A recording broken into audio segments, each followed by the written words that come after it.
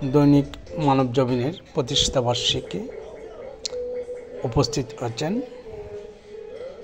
বিএনপির কেন্দ্রীয় vice chairman আলহাজ গিয়াসউদ্দিন কাদের চৌধুরী। উনি এস রহমান হলে, প্রেস ক্লাব এস রহমান হলে উপস্থিত হচ্ছেন। ওনার এই আগতকে মানবজমিন চট্টগ্রাম পৌরসভা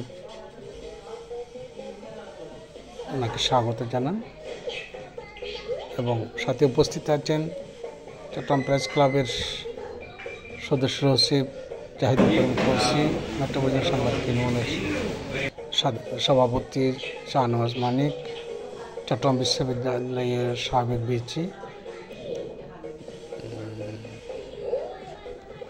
ইফতেখার হোসেন স্যার সহ নেতৃবৃন্দরা র্যালি শুরু করেন এবং ভেলে মরে গিয়ে ওনার কার্যক্রম স্বাগত আলোচনা পর্ব শুরু হয়েছে কোরআন তেলাওয়াতের মাধ্যমে। গত 17 বছরের ফেসিবাদের তাণ্ডবের মুখে আমরা যে কটি সংবাদপত্রের উপর আমরা ডিপেন্ড করতাম কিছুটা, তার মধ্যে আমি প্রতিদিনই অনলাইনে যে পত্রিকাটা সার্চ করতাম এবং দেখতাম পড়তাম সেটা হচ্ছে দৈনিক মানবজমিন। সবাইকে শুভেচ্ছা। আমার বেশি বক্তব্য নেই। আমি মনে করি মানব জীবন দীর্ঘ 16 বছর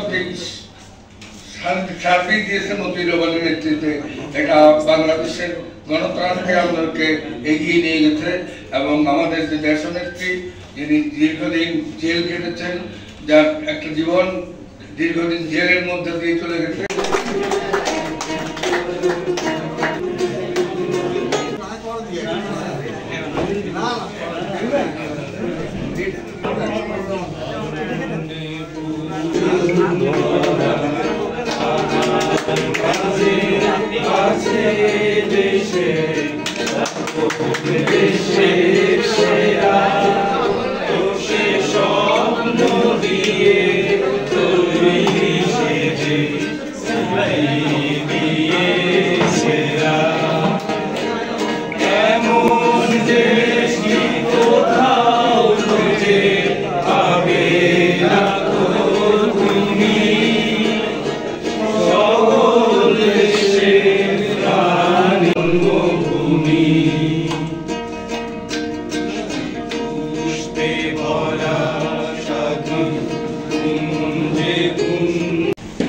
আমি আমার ভাই শাহনওয়াজকে বলছিলাম এই অনুষ্ঠানে এসে গতকাল শবে বরাত গেছে, আমি 17 বছর পরে চট্টগ্রামে শবে বরাত পালন করেছি।